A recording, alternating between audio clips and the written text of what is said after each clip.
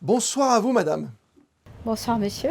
Est-ce que l'on peut dire ce soir que la principauté a réussi tout de même à tirer son épingle du jeu en cette époque troublée dans la course à la relance touristique?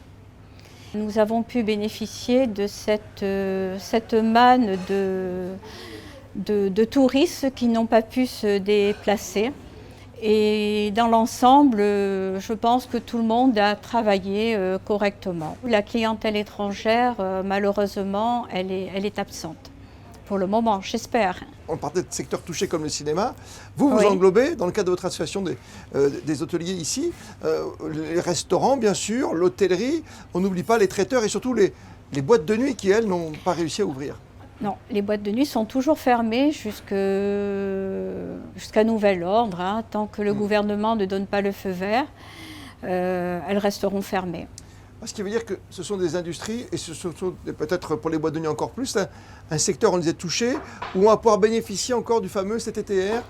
On le sait, ce chômage total temporaire qui a été prolongé par le gouvernement tout à fait. pour septembre et octobre. Vous, dans votre secteur, par exemple, même chez vous, à la table d'Élise, vous avez dû mettre des gens au chômage et bénéficier de ces aides de l'État? En CTTR, j'ai qu'une personne actuellement, ou sinon j'ai tout mon staff habituel. Et les autres industries hôtelières dans Monaco, les autres restaurateurs ont bénéficié et en bénéficient toujours et encore pour 2 mois supplémentaires. Oui, tout à fait. Après, tout dépend du chiffre d'affaires qu'ils font. C'est le gouvernement qui regarde. Si le gouvernement estime que le chiffre d'affaires est satisfaisant, ils vont arrêter les aides, ce qui est tout à fait normal. On était la semaine dernière avec Émilie Rousseau, son invité était Pascal Palanca, la directrice du travail. Justement, elle évoquait et le CTTR, et puis d'autres pistes aussi, pas inintéressantes pour les jeunes stagiaires, parce qu'on peut maintenant embaucher différemment en plus les jeunes. C'est un peu comme quand on embauche quelqu'un, un jeune. C'est ça. On bénéficie pendant 2 ans d'aide de l'État. Voilà, c'est un peu le même système et c'est très bien. Qu'est-ce qui était le plus touché finalement dans votre corporation peut-être aujourd'hui? Est-ce que c'est l'industrie du luxe? Est-ce que ce sont les hôtels 4-5 étoiles aujourd'hui hors normes de Monaco qui ont été touchés?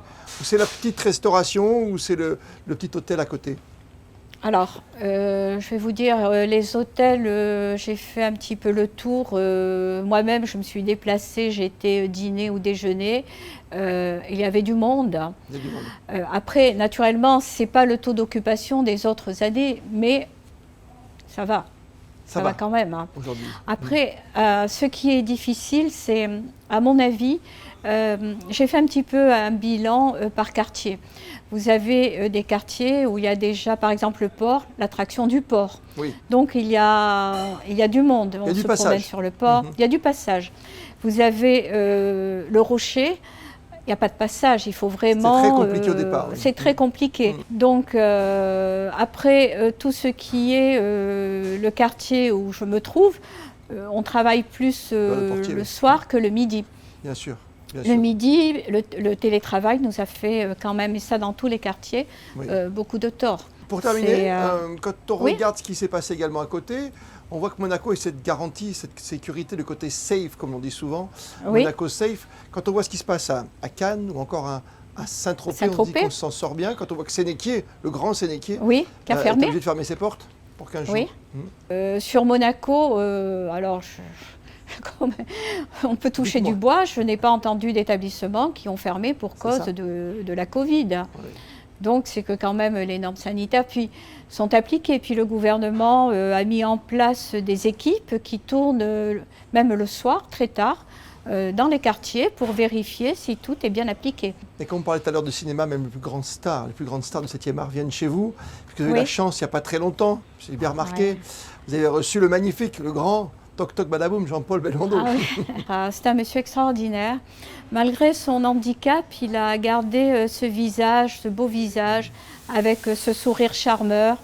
Et ça a été que du plaisir de le voir. C'est vrai que pour nous, Jean-Paul Belmondo, c'est un monstre sacré du cinéma comme on les aime. Merci 1000 fois. Écoutez, moi je veux vous remercier également.